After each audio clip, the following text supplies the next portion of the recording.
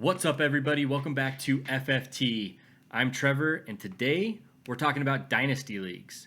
Is a Dynasty League right for you? Let's check it out.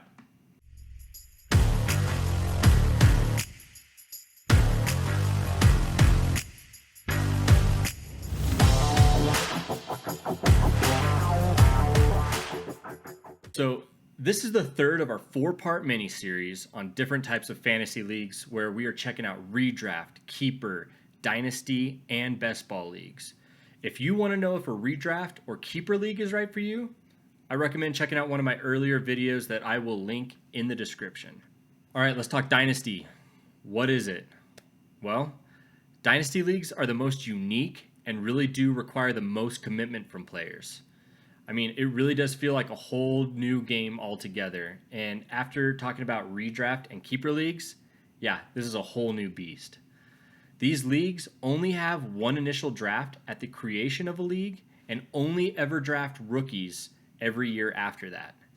This draft requires the most research and knowledge of players and teams by far out of any other type of league.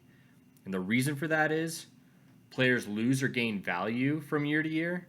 Players can get traded to different NFL teams. Players can get hurt.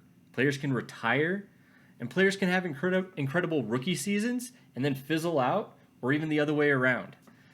I would only ever recommend this league to someone who has played fantasy football in the past or for a couple of years and really has some good knowledge about the NFL and knows they love fantasy football.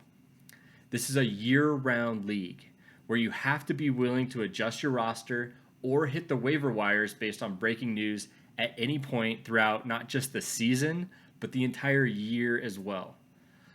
Let's say a player gets hurt in the offseason or has some disciplinary issues or gets traded and their value kind of shifts a little bit. Well, you got to be ready for it even when you're in Hawaii on vacation sipping on Mai Tais.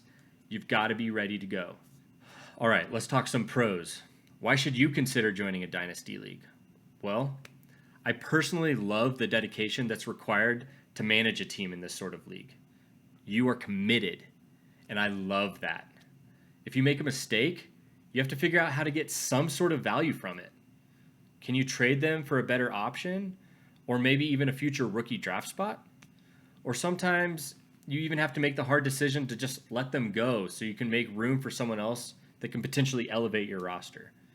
Also, as a big college football fan, Dynasty Leagues is where my fandom really comes in handy.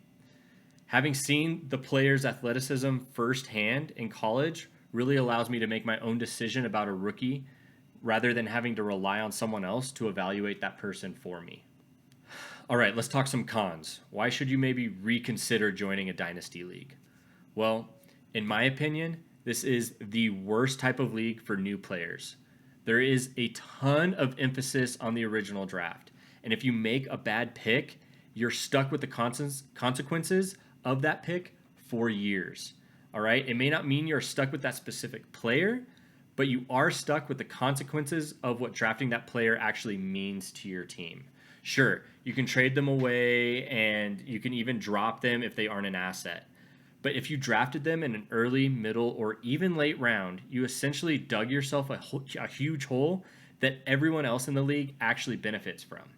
Okay, not only did you pick a bad player where you otherwise could have picked a game changer for your team, you essentially picked up a nobody when everybody else in your league picked up a somebody. All right, a somebody that could be the difference between winning and losing your league or winning or losing a game from week to week. Also, another reason why you should reconsider joining a Dynasty League is that teams fizzle out and lose steam throughout the year. Again, it's not a seasonal thing, it's a year-long league. So this most often happens with new players, but it can also honestly happen with seasoned players as well. All right, life happens. You get a new job that's more demanding. You have a kid. You decide to join your board for your neighborhood's HOA for some reason. Who knows, but it happens. All right, it happens to all of us. Finding replacements can be extremely hard for the people that decide to leave too. All right, no one wants to join a team that they didn't have a say in creating. Trust me, no one wants to do it, whether good or bad. If you didn't draft that player, you definitely feel less attached, regardless of the circumstances of your team or your league. Just trust me on that. Also, knowing when to let go of a player can be extremely hard.